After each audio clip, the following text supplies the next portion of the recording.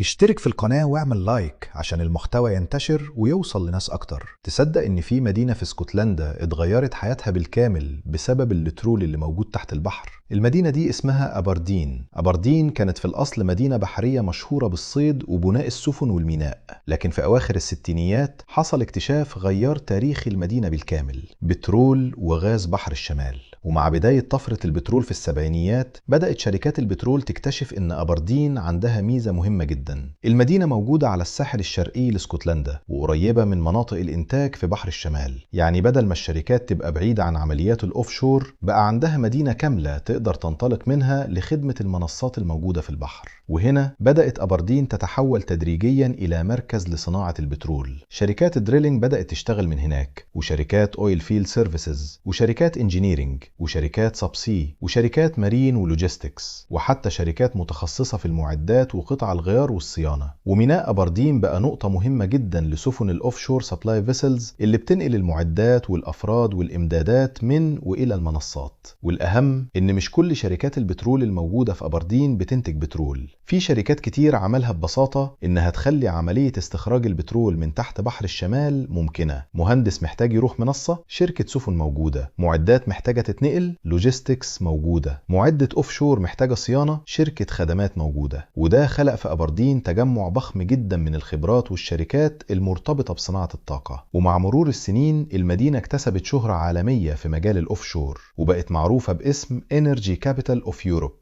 يعني لو سألت نفسك ليه كل شركات البترول دي موجودة في مدينة واحدة والبترول نفسه تحت البحر، الإجابة ببساطة: لأن أبردين قريبة من بحر الشمال، والميناء والخدمات والخبرات اللي اتجمعت فيها خلوها قاعدة مثالية لإدارة وتشغيل صناعة الأوفشور. البترول موجود تحت بحر الشمال، لكن جزء كبير من الصناعة اللي بتطلعه من البحر اتبنى حوالين أبردين. من فضلك اعمل لايك واشترك في القناة عشان المحتوى ينتشر ويوصل لناس أكتر.